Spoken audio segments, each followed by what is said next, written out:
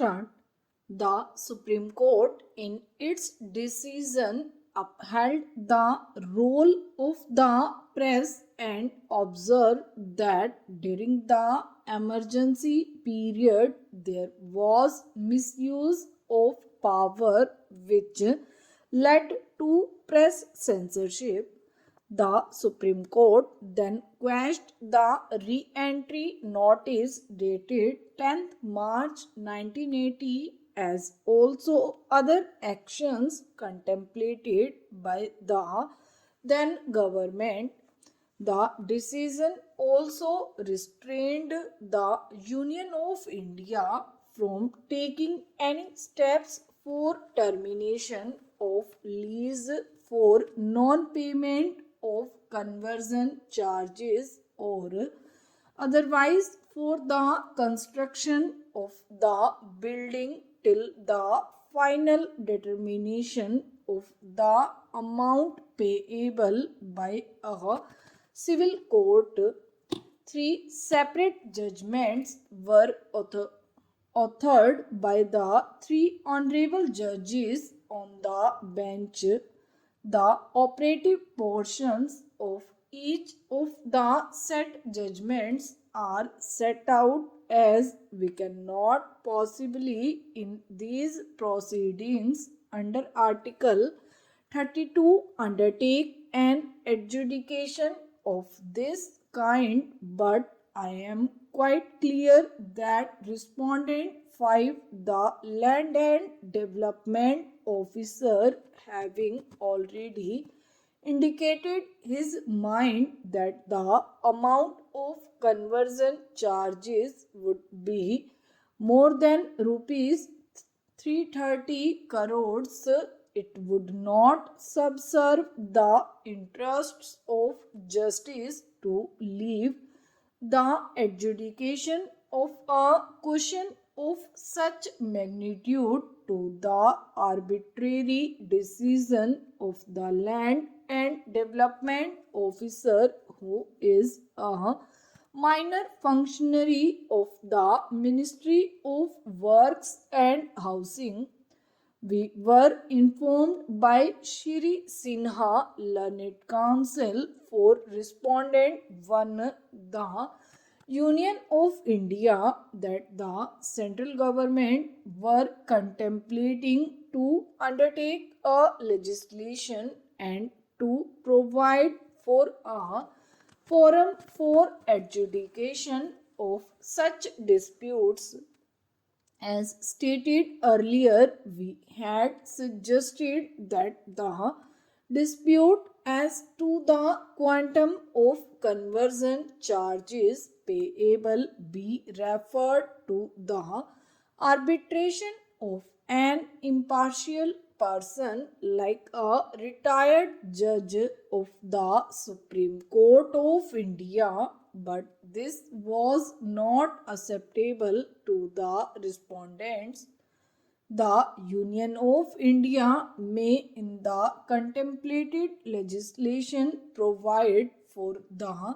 setting up of a tribunal with a right of appeal may be to the district judge or the high court to the aggrieved party.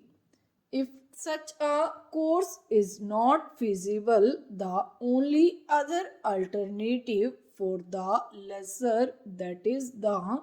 Union of India Ministry of Works and Housing, would be to realize the conversion charges and additional ground rent whatever be recoverable by a duly constituted suit. Till then, I would restrain the Union of India Ministry of Works and Housing and the Land and Development Officer or any other officer of the ministry from taking any steps for termination. For these reasons, I would therefore, for my part, quash the impugned notices. The result, therefore, is that these petitions under Article 32 of the Constitution must succeed and are allowed with costs. The notice issued by the Engineer Officer, Land and Development Office purporting to an act on behalf of the Government of India, Ministry of Works and Housing, requiring the Express Newspapers Private Limited to show cause why the lesser, that is the Union of India, Ministry of Work and Housing, should not re-enter upon and take possession of plots numbers 9 and 10 Bahadur Shah Jafar Marg, New Delhi, together with the express buildings built their own under clause 5 of the indenture of lease dated March 17, 1958, for alleged breaches of clauses 2 within bracket 5 and 2 within bracket 14 thereof, and the earlier notice issued by the zonal engineer, City Zone Municipal Corporation, Delhi, requiring them to show cause why the aforesaid buildings should not be demolished under sections 343 and 344 of the Delhi Municipal Corporation Act 1957 are quashed.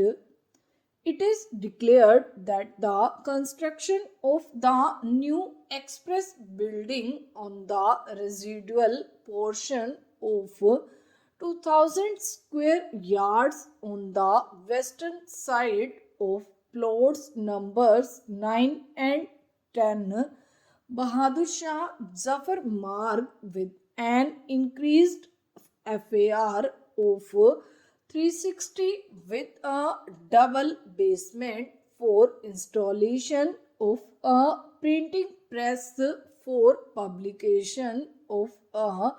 Hindi daily newspaper, was with the permission of the lessor, that is the Union of India, Ministry of Works and Housing, and did not constitute a breach of clauses 2 within bracket 5 and 2 within bracket 14 of the lease deed. It is directed that the respondents, particularly the Union of India, Ministry of Works and Housing, the Delhi Development Authority and the Municipal Corporation of Delhi, shall forbear from giving effect to the impugned notices in the manner threatened or in any other manner whatsoever. It is further directed that the Union of India, Ministry of Works and Housing, shall enforce its claim for recovery of conversion charges by a duly constituted suit or by making a law prescribing a forum for adjudication of its claim. It is also directed that the Municipal Corporation of Delhi shall compound the construction of the double basement of the new express building, the excess basement beyond the plinth limit, and the underground passage on payment of the usual composition fee. Two concurring decisions were rendered by the other two judges, who also quashed the impugned show cause notices on the ground that the notices were arbitrary and violate Article 14 of the Constitution of India. The operative portion in the decisions of the other two judges on the bench are set out below.